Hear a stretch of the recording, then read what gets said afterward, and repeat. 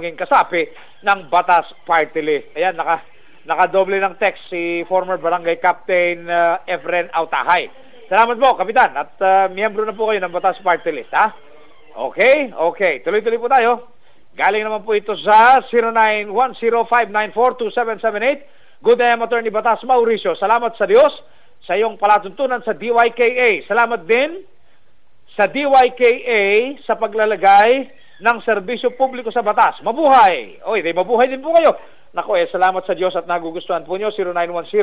0910-594-2778. Ito mong ganitong palatuntunan sa DYKA. Sige po, problemang legal po ang sinasagot namin, katanungan sa batas, pagliliwanag sa inyong mga kaso sa hukuman, at siyempre, pagbibigay tulong sa inyong mga problema sa iba't ibang ahensya ng pamahalaan. Maaari pa rin kayo mag-text kay Atty. Batas Mauricio sa 0922-833-4396. Sandali lang ha, meron nga palang nag-text sa akin kahapon doon po sa aking palatuntunan sa Catbalogan City. Oo, pagkatapos po nitong programa ko sa Antique, sa Panay Island, si Atty. Batas Mauricio po, may programa rin sa ibang mga lugar sa bansang Pilipinas, katulad po sa Catbalogan City, sa Western Samar, at sa buong Region 8. Meron po tayong mga tagapakinig doon, at meron daw siyang mga kamag-anak na nandito sa Panay Island.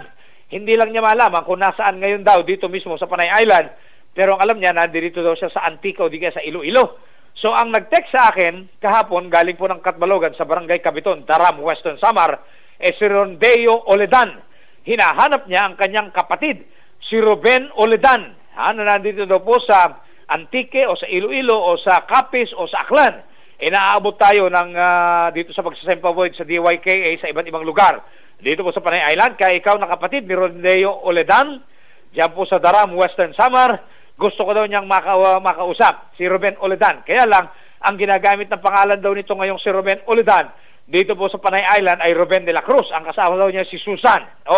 Kung nakikinig ka, Ruben de la Cruz, at ang iyong asawang si Susan, gusto raw makaugnayan ka ng iyong kapatid si Rondeo Oledan sa Barangay Cabiton, Daram, Western Samar, at ang cellphone number ni Rondeo Oledan sa Daram, Western Samar, isulat mo. At nang matawagan mo siya, para malaman niya kung buhay ka pa raw o patay ka na. Hehehe. Kung patay na, hindi ka na makaka-text, 0920-510-9858. Pakitawagan mo daw yung kapatid mo sa Samar at nang malaman niya kung ikaw ay nandiyan pa o kung anong gagawin niya, ha? Alright, 24 minutos makalipas mo ang kasampu ng umaga. Alright, itong karagdagang katanungan, Vic Nomat ng Casa Royal Pension House. Galing ito ng 0910-313-1523. Good day, ask lang me kung anong kaso ang hatol ang dapat ibigay ko sa lalaking iniwan kami ng anak niya. Di kami kasal at di na nagpapadala at sinasaktan niya po ako. Ang gagawin mo dyan, kapatid na babae na iniwan ng iyong asawang lalaki at hindi na binibigyan ng suporta pati ng iyong anak, sa lalaking yan, demandahin mo siya ng paglabag sa Republic Act 9262. Republic Act 9262, yan po yung Anti-Violence Against Women and Their Children Act of 2004. Yan po yung kaso na sinasabi pagka yung lalaki nakabuntis at nakaanak sa isang babae, hindi niya pwedeng basta-basta na lamang iiwanan yan at hindi bibigyan ng suporta. May tungkulin pa rin si lalaki kahit meron siyang asawang legal, nabigyan ng suporta yung babaeng kanyang nabuntis at naanakan. Meron din siyang tungkulin legal na bigyan ng suporta ang anak niya sa babaeng yan kahit meron siyang asawang iba o anak na legal sa ibang babae. Pag hindi niya nagbigay ng suporta sa babaeng yan na kanyang naanakan at sa kanyang anak dyan sa babaeng yan, naku po, magkakaroon po siya ng pananagutang kriminal, maaari siyang makulong ng hanggang 20 taon. Ang aking payo sa mga babaeng iniiwanan ng mga lalaking nakabuntis sa kanila,